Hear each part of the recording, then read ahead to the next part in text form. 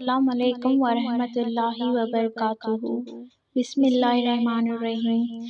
پھر جب طالوت فوجیں لے کر نکلا تو اس نے کہا، بے شک اللہ تمہیں ایک نہر کے ذریعے سے آزماتا ہے، بس جس نے اس سے سیر ہو کر پانی پیا تو وہ مجھ سے نہیں، اور جس نے اس کا پانی نہ چکھا تو یقیناً وہ میرا ہے۔ ہاں، کوئی اپنے ہاتھ سے ایک آدھا چلو بھر لے تو حرج نہیں۔ پھر ان میں سے تھوڑے لوگوں کے سوا سب نے اس نہر کا پانی پی لیا۔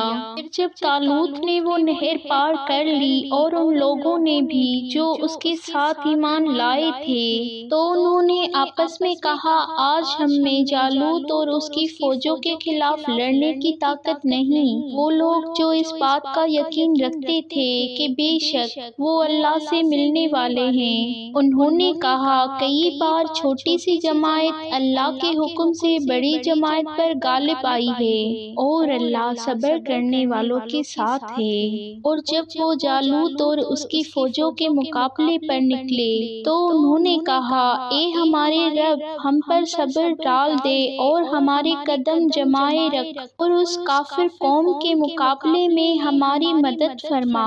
بس مومنوں نے اللہ کے حکم سے کافروں کو شکست دی، اور داؤد نے جالوت کو قتل کیا، اور اللہ نے داؤد کو بادشاہی اور حکمت عطا کی، اور جو چاہا اسے سکھایا۔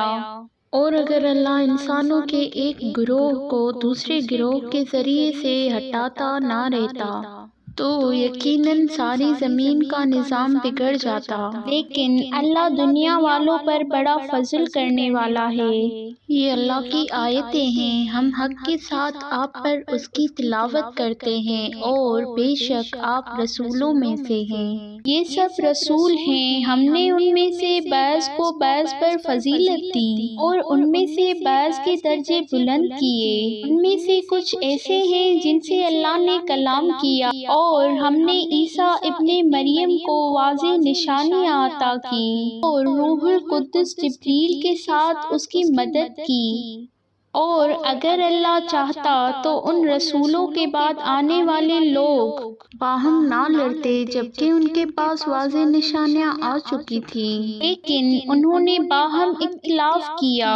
چنانچہ ان میں سے کچھ وہ ہیں جو ایمان لائے، اور کچھ وہ ہیں جنہوں نے کفر کیا، اور اگر اللہ چاہتا تو وہ باہم نہ لڑتے، لیکن اللہ جو چاہتا ہے کرتا ہے۔